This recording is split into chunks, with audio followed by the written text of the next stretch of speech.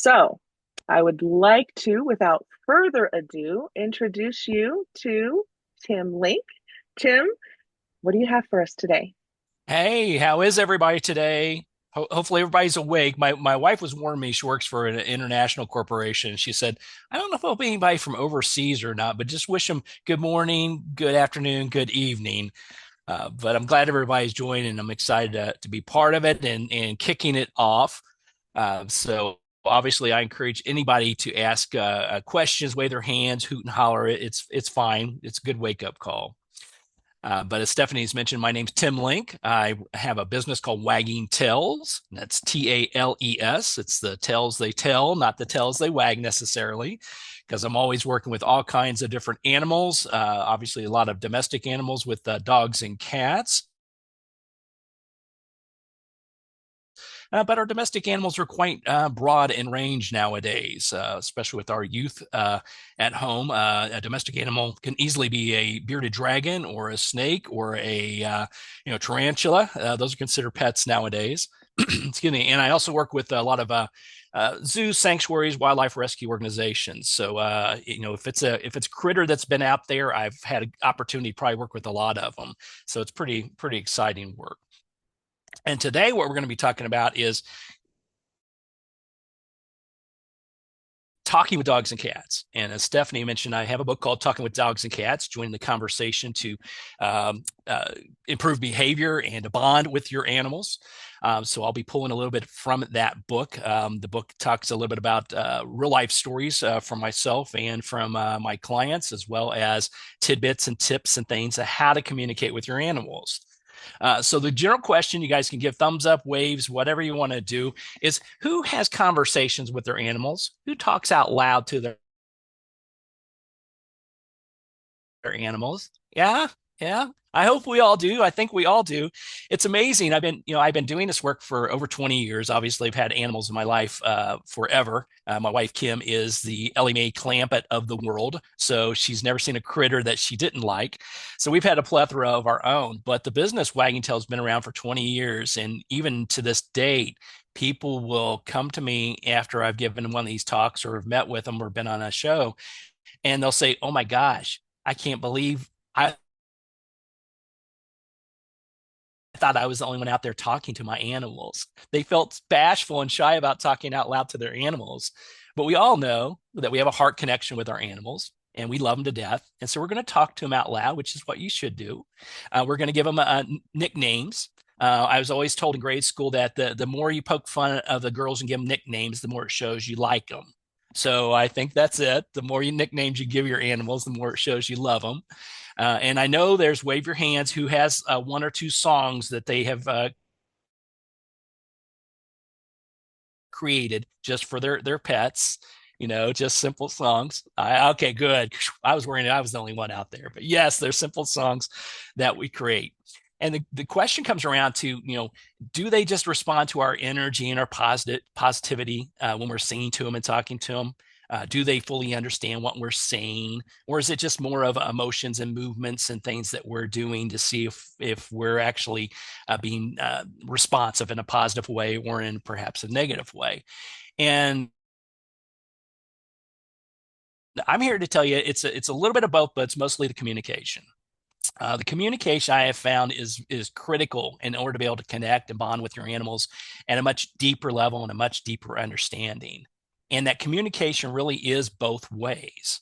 We have to communicate verbally and outwardly and positively to our animals, but also we have to take some time and breathe and receive information back from our animals. And that's where the challenge comes in because it's our human nature, as I'm talking ultra fast, and I hear my wife in my back of my ear saying, "Slow down, Tim. Quit talking so much. Slow down." It's human nature for us to talk, talk, talk, and not listen, listen, listen. And then with our animals in particular, we have this propensity to, when we hear something from them or get a visualization, a feeling, an emotion, a verbalization, whatever it may be, we tend to overanalyze it. We question what we're hearing. Did he really? Did I really hear him say yes? He wants the blue ball and not the red ball. Oh, well, maybe not, because he's always liked the red ball. And, it can't be that he wants the blue ball this time. And so then we end up talking ourselves out of what actually our animals are trying to communicate back to us. So I've always told, has stressed out loud that communicating outwardly to them, they understand what we're saying. But we got to take those breaths and take those moments to try to receive back what they're trying to tell us. And the key behind that is once you receive that information, whether it's a feeling, a color, an emotion, or words, whatever it may be that they're projecting out to you, is that you trust what you're receiving. It's sort of that gut feeling. They always say when you're taking a multiple a test at school that trust your gut, trust what you're hearing. Well, that's that connection you have. And that gut is for those that I'm a Reiki master. So I study a lot with chakras. And as we know, that chakra, that center chakra, is our solar plex chakra. And that is the chakra that of all knowing, all being, our true connection with everything around us. And so we hear that terminology of trust your gut. Well, it's just trusting that chakra as well. So the key behind when you're communicating and receiving information back from your animals is to trust what you're receiving and go with it. And so it's a fun little quiz if you haven't done that. Talk to them about anything in the world you want to, and the first thing you receive back, do it. Respond to it.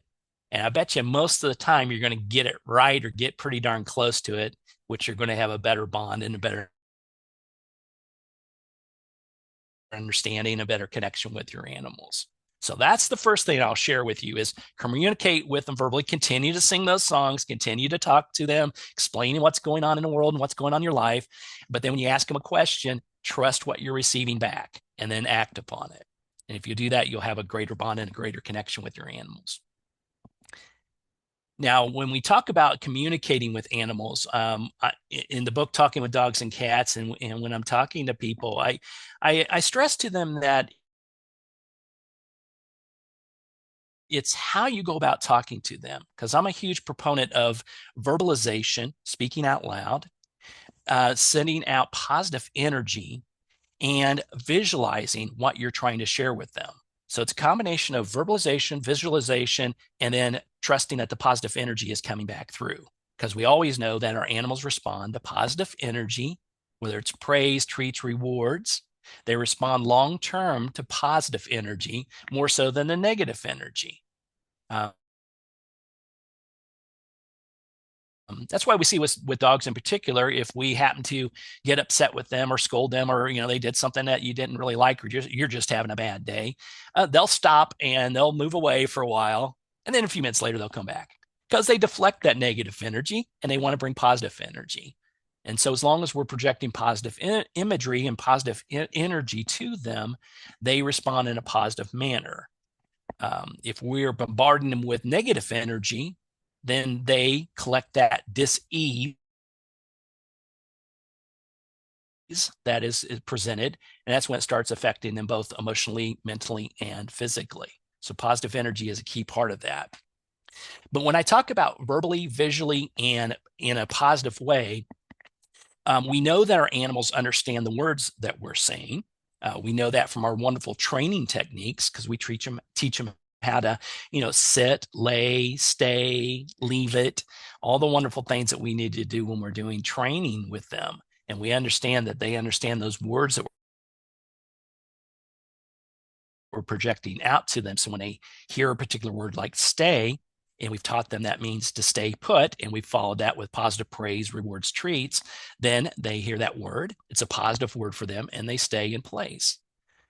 But what I'm here to tell you is that they understand more than just singularity of words. They understand whole sentences. Okay, so let's do a little waving of the hand. If you're planning a trip to go somewhere and you've spent some time talking about it and planning about it, has your dog, cat, or other animal become a little bit more anxious, clingy, wanting to know what's going on, acting a little bit out of the norm? I would say yes. And that's long before the beast comes out of the closet, which is known as the suitcase. We hide that to the last minute. I am here to tell you they know ahead of time, so you can bring the beast out anytime you want to and leave it outside. But they know that because the verbalization when we're talking out loud, and whether we're talking to each other like we're doing today, or whether we're talking to our animals, or we're just talking to someone on the phone, or just around us, the verbalization that we're putting out there automatically comes with a visualization. That's part of it. We subconsciously put out a picture of what we're talking about. And usually for us humans, it's a subconscious thing. We don't know we're showing a picture out there. So if I'm talking about, going to the beach, and we've got a 2-story house that overlooks the ocean, and I've got my favorite pink flip flops ready, my pink umbrella. Well, I'm assuming that you heard what I just told, that story, and I'm assuming you got some sort of visualization of what I was talking about. Our animals, in turn, pick that up as well. They see that because we subconsciously put that picture out there.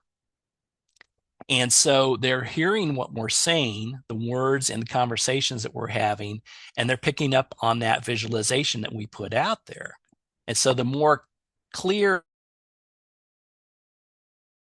and purposeful that we are with that verbalization, as well as what we're visually trying to project out there, the better they're going to respond to it, and the better they're going to understand what we're talking about. And there will be a quiz. You may or may not have seen the outline. There will be a quiz after this. So hang tight. You thought you were going to get away with it on a Saturday morning, but no, we're going to have a quiz. We're going to test you a little bit later. But they understand that. So they understand the verbalization. They understand full conversations that we're having, and they're picking up on that. They're picking up on keywords, especially those positive energy words that we're putting out there. So positive energy words are words that bring about positive imagery, which are things like happy, nice, kind, sweet, gentle. They always respond to those positive energy words. So when we're positive about things and we're using words like happy, kind, sweet, love, they pick up on that in a more positive way. It's the opposite if we're putting out negative energy words. Negative energy words are stop, leave it, don't. Uh, that's why when I tell people if they're having a problem with their cat using the litter box and going on the floor instead, don't tell them to stop peeing on the floor. Because as I mentioned before, animals throw out that negative energy and they hear pee on the floor. So instead, you say, use the litter box only, sweetie. Let's get you a fresh litter box. Let's put something in place that you enjoy. Of course, that's after you take a breath and you turn around and you scream internally, saying, "Oh, I got to clean up this mess again." Then you turn around and say, "Okay, let's use the litter box only, dear."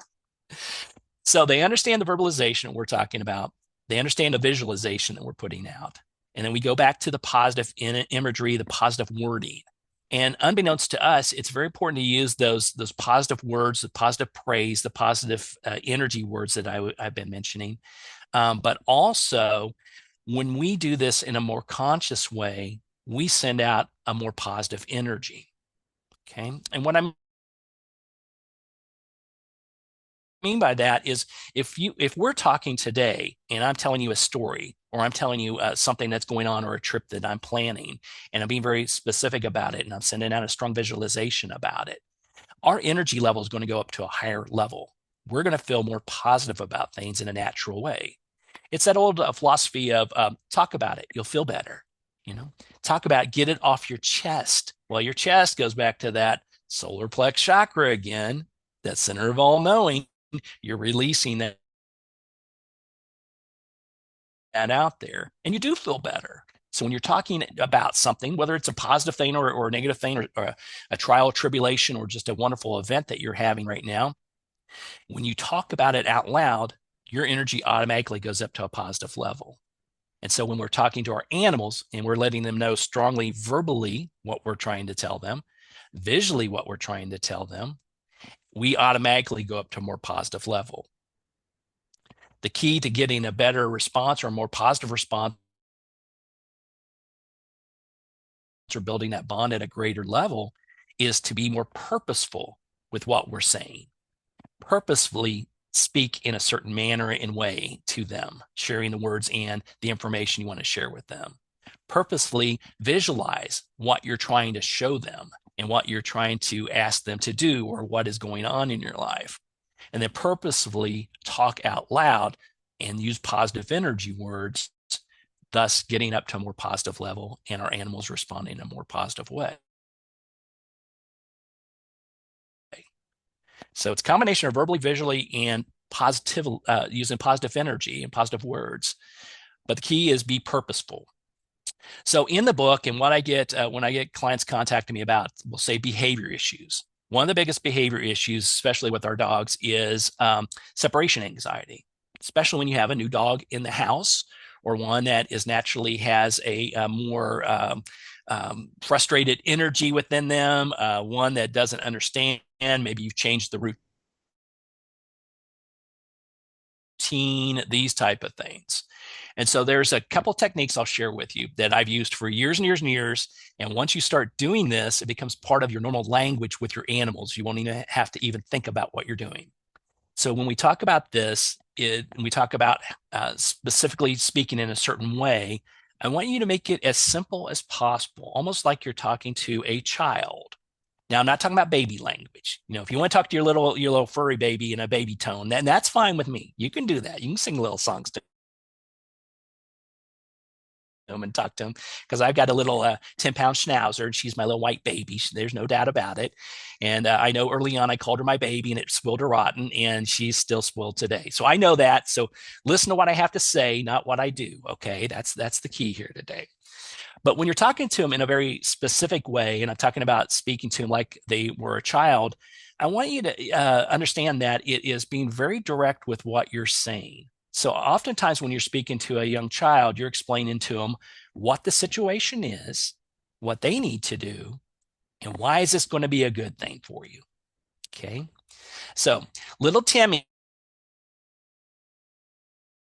I know you love running through the house and knocking everything off the tables. But what I need you to do is leave everything on the tables and just walk through the house until you get outside to play, because this is going to make me really happy and it's going to be a lot safer for you and we'll have a lot of fun outside.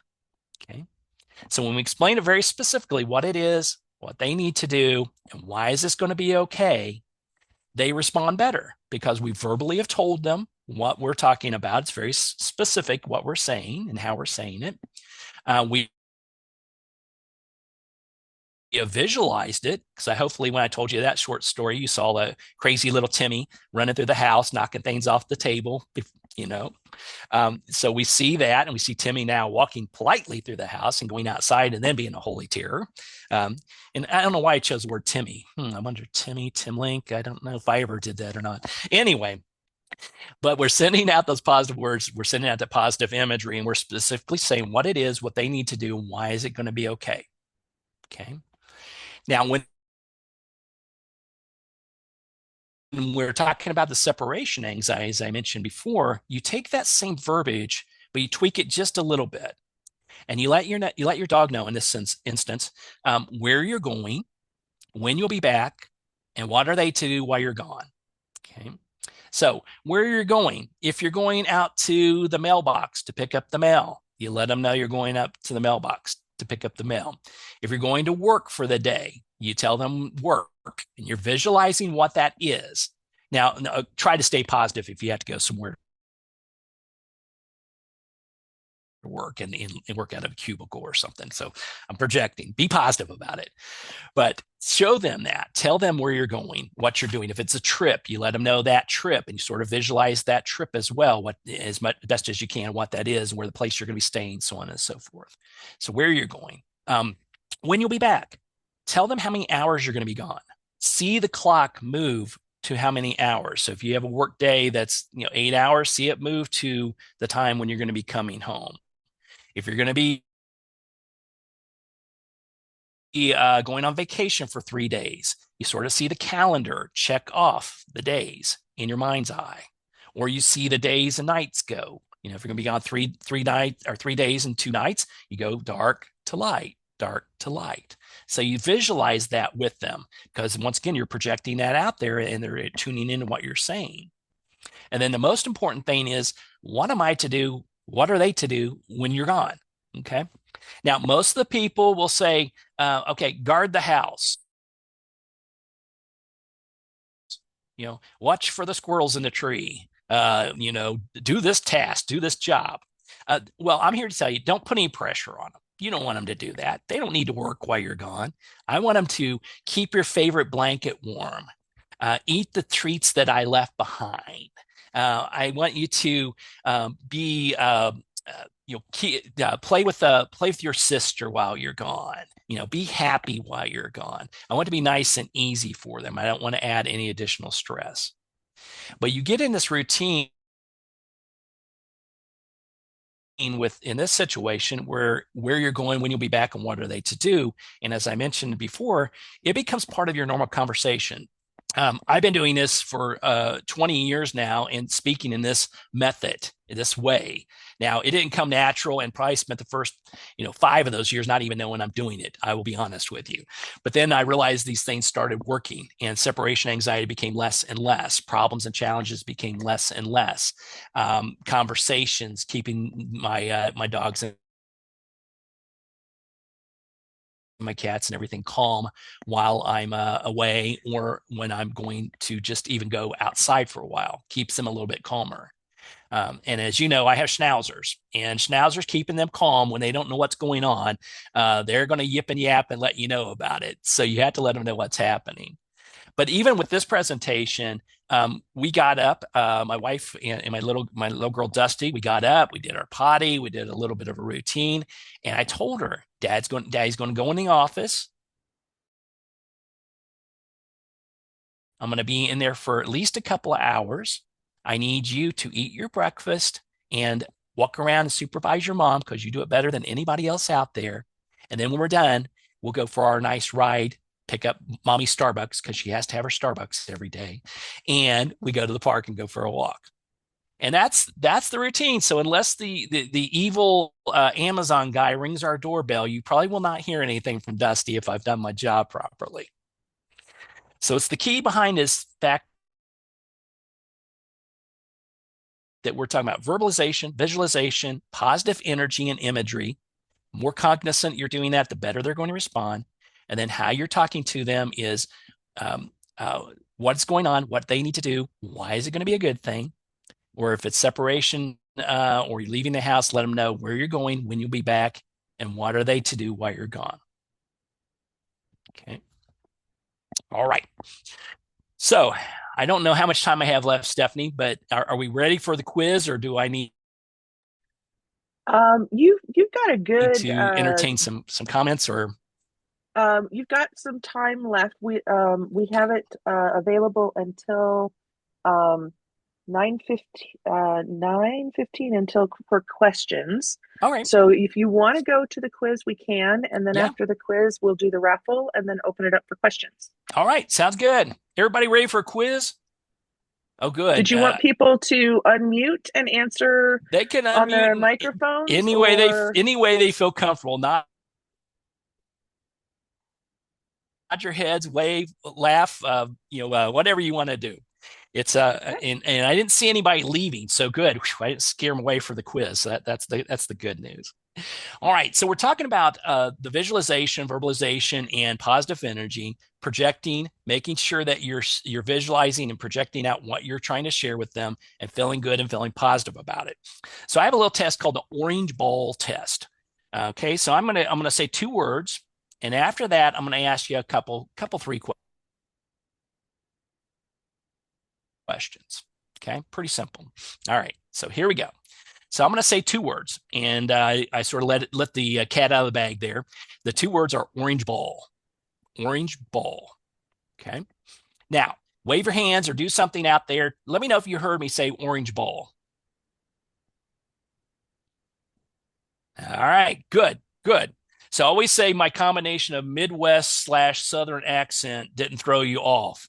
And hopefully you saw a ball that was orange of some sort, not a bowl. I had that once before. Orange bowl. Oh, I saw you said orange bowl, and no, I didn't say that. I did. I tried not to say that. So once again, I have to say it clearly. Orange ball. So we had orange ball. So everybody saw the orange. Heard me say orange ball. Who saw an orange ball? When I said the word orange ball, did you see an orange ball? All right, we got one, maybe two thumbs up. I don't know who else heard it out there. Okay. So when I say the word orange ball, I subconsciously put out a picture of an orange ball. Now, I purposely did not say what that ball was. Okay, but you saw a ball of some sort. Perhaps it was a orange squeaky ball. Maybe it was, since I talked about the beach earlier, maybe it was like an orange beach ball. Okay, or it could have been the sun. I've had that before, an orange ball. So once again, when we're talking to our animals, we have to sometimes repeat clearly what we're saying and purposefully project out. The orange ball in this case was an orange squeaky ball. Okay. So if you saw an orange squeaky ball, you did well there. Now, when I said orange ball and you heard me say that, and when you saw the orange ball, how did you feel? Did you feel good about it? Indifferent about it? Happy about it? The fact that you passed the quiz? If you were happy about it, good. All right. Some people said good. They're good about it. Happy, good. I like it. I like it. All right. And that's the point behind it. And the fact that I said it in a very positive way. I said what I was trying to say, orange ball. I projected out orange piece of fruit. Yeah. Okay. See. And so I had to go back and repeat that. And if you have dogs like me, they're conning me. So maybe they think, oh, he said treat again. Not orange. It had nothing to do with orange ball, but no, it was the orange ball. So that's the point. I said the orange ball. You saw the orange ball. If you saw it as a piece of fruit or something, that's okay. I'd have to go back and repeat myself, but that's fine because I'm not being clear. I'm not sending a clear visualization. But once I sent a picture of the squeaky ball, then you probably saw an orange squeaky ball of some sort. And the more I describe it, the more it would probably project out to you and you would pick up what I'm talking about. And then, as we said, we felt good about it. I felt good about what I said. I felt good about sharing that with you. And the fact that you got it right and it connected, you felt good about it as well. And so that's what we're talking about when we're talking about communicating with our animals, speaking to them verbally, visually, and sending a positive imagery out there, being very specific about what it is, what they need to do, and why is this going to be a good thing for them, or where you're going when you'll be back, and what are they to do where you're gone. And so in the orange ball, we're showing speaking about the orange ball. We're showing you the orange ball visually through our conscious mind, and then we feel good about it afterwards. So that's what talking with dogs and cats is all about. It's communicating and bonding. And it's always interesting because when you present something, say new, a new routine, a new task, a new item to your animal, you want to see how they respond. But if you explain to them what it is and what they need to do about it and why is this going to be a good thing for them, and you visualize what it is and you're feeling good about it, the better they respond to what you're trying to do. So that's the purpose and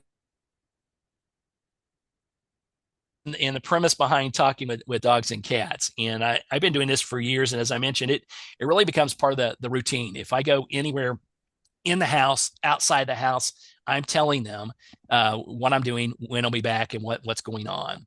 It doesn't matter if I'm getting up to go get a glass of water from the kitchen or whether I'm going outside to do something. Speaking to them in this fashion becomes part of my normal conversation with them, and they respond accordingly. So it it works. Have fun with it. If you're doing it already, tweak it a little bit, maybe based on what I've been sharing with you, and I think you'll see even greater responses and greater bonds with the animals in your life and the animals that you work with. And that's what I've got. So I'm open for questions and comments and ideas about what I'm talking about here. Yes, so why don't people, particularly if you're going to ask a question, come off mute. And if you want to, come off your cameras. You don't have to. I was informed that someone had tried to put a question into the Q&A and it's not working. So we're going to have to do the questions in the chat. So you can either come off mute and ask your question. Do raise your hand if you're going to do that, or you can put it in the chat. And Tim, we already have one. What are your thoughts about the use of talking buttons to help with communication? Talking buttons. You So know, tell me, you know the buttons that the dogs push to ask for things. yeah, absolutely. I love anything that is going to mentally or physically stimulate your animals. So I think ultimately finding new things that will help you out as well as help them out is good and make it fun, make it in a positive way. And you'll find out, I would hazard a guess that most of the animals in our lives, if we have multiples in particular, they have preferences too. I know with my two schnauzers, my boy Kramer, he loved puzzle toys. So anything you could, his favorite was Pumbaa. Hold on a second. I'll show you Pumbaa. All right. So this is in honor of my boy Kramer. My boy Kramer did pass away 3 weeks ago today, and 12 years old. So it's been a little tough, but we keep Pumbaa in his favorite chair in the office if we can see Pumbaa. And Pumbaa has little bugs. Now, the fun thing about these little bugs is he would not stick his head in there and dig out these bugs. He would shake the fool out of this thing till these bugs come flying out. He thought that was funny as heck, especially in the fact that his mom always told him that mom has a no bug policy. No bugs in the house, no bugs in the house. So he always thought it was a hoot to go grab a Pumbaa and shake it until every bug came out. He has a chicken coop too. They shakes and we have flying chickens that come out. So that was his favorite. But when you put a ball in front of him, yeah, he would go over and maybe nose it, and that would be about it. My other little toy schnauzer, she could care less about this thing. Only way she enjoyed Pumbaa was if her brother had it first. And of course, then she wanted it. But other than that, she didn't want any part of it. But balls, I could swear she's not a schnauzer. She's a golden retriever or some other dog that loves carrying things because she won't leave anywhere without a ball. And the interesting thing is, if you set, we have these little Kong balls. I don't apologize. There should be some around here. I got about 200 of them laying around the house. These little Kong balls that have no squeak. It has a little squeaker in it, but they're enclosed, so the squeaker doesn't pop out. They come in 4 colors: red, orange, yellow, green. And I can set all 4 of them down there, brand new or used, it doesn't matter. And she will always pick the green one. The green one's always her favorite. She'll play with the others, but she has a preference. And I learned this with a Pomeranian that I had as well. We had bought an orange ball and a pink ball. She wouldn't, same manufacturer, same time, same place, everything. She would always play with the orange one and just mouth it to death. Never play with the pink one. So yeah, they have their preferences. So yeah, I think it's a good long answer to your question, but yes, keep doing those things. Keep mentally and physically challenging them. I think that's a wonderful tool. If you're both having fun with it in particular, yeah, go with it. And if they're not quite hitting the right one, what do? You communicate with them. You verbally Mhm. tell them what's going on. You visually see them put in their paw on it, and you're happy when they get it done. Okay, and then we have a question from Gretchen. Can you do the same with reactivity with other dogs? For example, we are going to go for a walk where we will see other dogs that are happy and friendly. When you see them, I need you to greet them calmly. Yeah, that's perfect. And this will make me really happy. Why would they want you? They don't want to greet them calmly. They want to have fun and chase and run and play, but it's important to greet calmly. So, and why is this a benefit for them? So it's like a little kid. If you don't give them a benefit in it, yeah, you may get a 50-50 chance. If you're Yeah, a and great for some dogs, the request might be you're just going to walk on trainer and by and great bond with your pretend they're dog, not then you there. probably have more than 50%. But yeah, Yeah. And yeah, for some dogs, it's pretend not they're not about there. greeting, right? Yep. You Yeah, don't need it's to not worry about about greeting. them. Exactly. And then once they pass by, we praise them. We give them a treat. We Hmm. give them a reward. We give them a pet. We continue our walk, whatever it is that they like. But you tell them they did a good job with that. So yeah, pulling on, and that's part of cheap plug here, talking with dogs and cats. That's one of them in there. It's I think I've got like 30 of the most common things, but they're probably the 30 of the most important. And that's one of them, pulling on the leash, greeting other people, greeting new to babies, other dogs, these type of things. And how do you go about doing Mhm. that in a positive way? Mhm. All right, we're going to do the raffle draw, Tim. All right. Okay, so this is what is being raffled off for Tim's Oh, talk. It's from Misty's Closet. cute. And so we've got, some stuffed critters here, and it looks like some macaroons for puppies. So that is what is on offer. And I did Nice. the number randomizer, and so our winner today is Jennifer Roberts. So Yay, Jen. Jennifer, you're going to go ahead and when you put in in the chat directly to me, um, your email, and I will make sure that Tim gets it. So that not Tim, I will make Yeah. sure Yeah, I I get will it. make sure Jennifer that has my Misty's. address. Actually, I will defer that to Tim We'll share because that. You can send it right on over. I have cats. They won't. So I would Oh, to a rescue, but you can go ahead and gift that to Dusty. give it to Hey, Tim as a that's thank pretty good. you. That's pretty good payment. I think if Dusty gave the presentation, she would like the toys. So I'll toys for Well, Tim. I'll go ahead and do that, Tim. Can I just Thank use you. the email that I already have for you? Yeah, that'd be fine. Okay, perfect. Perfect. We Does got any It's from Johnny to Dusty. to introduce who your baby is, there you go. Jennifer. It's a Oh, present. this is Johnny. Nice. Handsome boy, handsome boy. He's so handsome. Does anybody, let's make sure I didn't miss anything.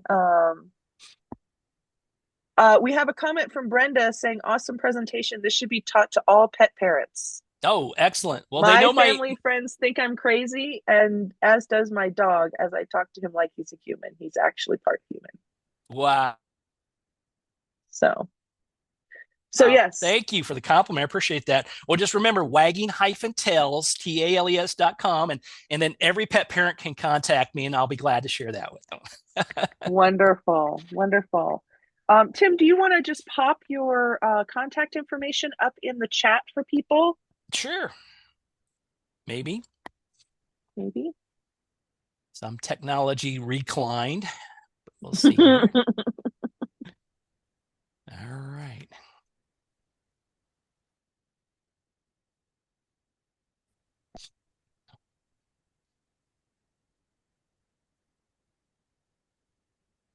Does anybody else have any questions? We have a few more minutes that Tim will be available to us, or maybe even some stories that you'd like to share.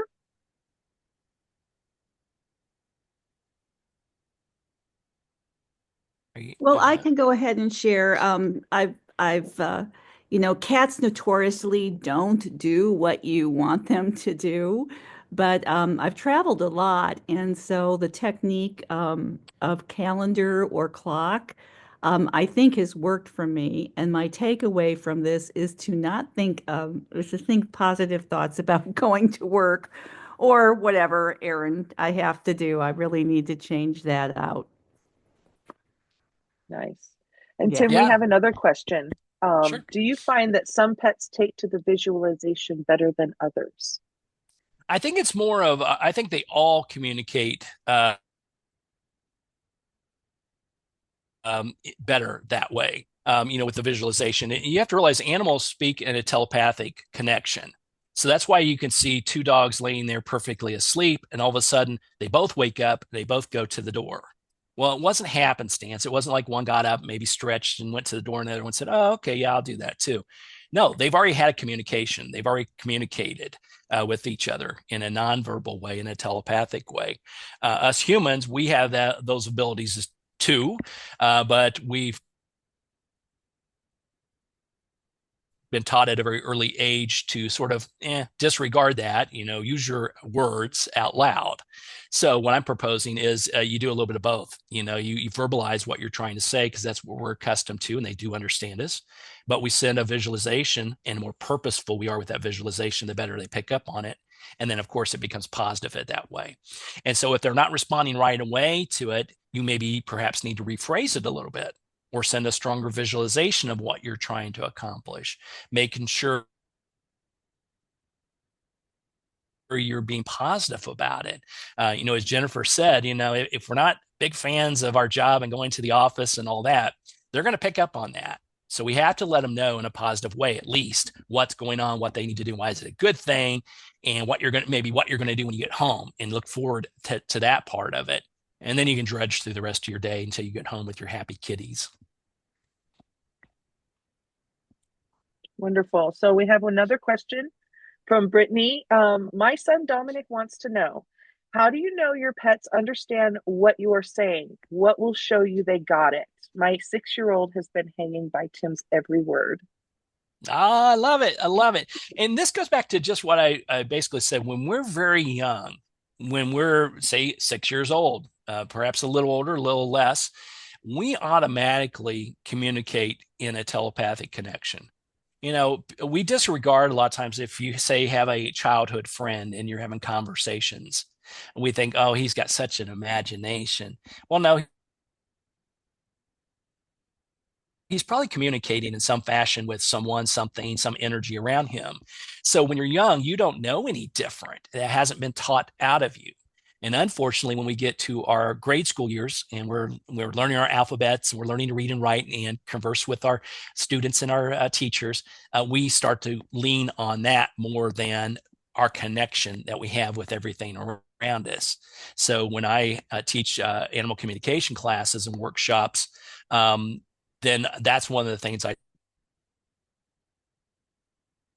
talk about is going back to those basics and open yourself up. So how do you know when they connect and when they understand? Well, two things. One is you will see them do or act the way you're wanting them to. So if they're, say your kitty cat's not using the litter box and you're telling kitty cat, I understand that perhaps you're having a challenge using the litter box. I'm going to make it really nice for you. What I need you to do is use the litter box only because this is going to make me really happy. And then when they use the litter box, it's praise for it. I've never seen a kitty cat use a litter box in my life. Oh, that is so wonderful. You're so brilliant. Here's some treats. Here's some love. So they get that positive reinforcement behind it. The other part of it is open yourself up to what you receive. So as I mentioned, I've been doing this. My gift sort of opened up over 20 years ago now. And at first, I didn't know really what to do with it. I was receiving a few words and maybe a picture. So when I connected with the animals, I received a couple of words and a picture. And I would write it down and see if it meant anything to the client or the people I'm talking to, or even my own animals. Over time, as I learned to trust that, I started receiving more pictures and more words, feelings, emotions, smells, taste, any way that the animal can share information with me, me being a mere human, not nearly at the highest level as an animal. That's what I trusted. So I think, Dominic, the key is talk to them out loud, tell them what you need, why is it going to be a good thing for them, and then however you receive information back, trust it. Know that they got the message. Wonderful. Yay, love it. Any other questions? Susan. I always love asking the clients in the ways that their dogs communicate to them. If they're bell trained to nudge the bells at the door to go out, or and what their key words are to use to go outside or potty, or their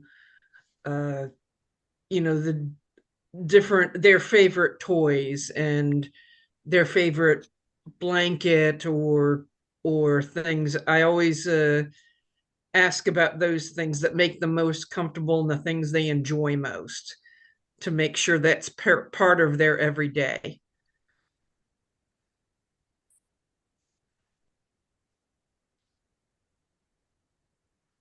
Okay.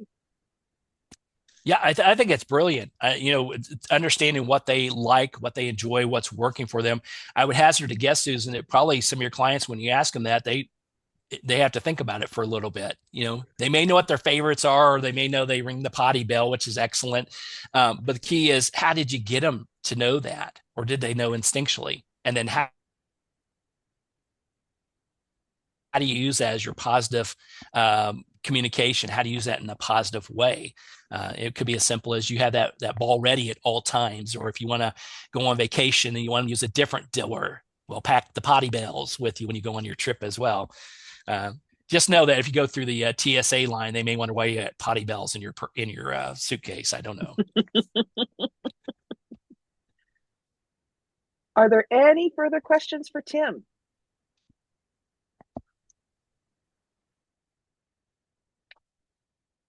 Okay. Stephanie, if thank we're you. done with questions, can I do five cheap?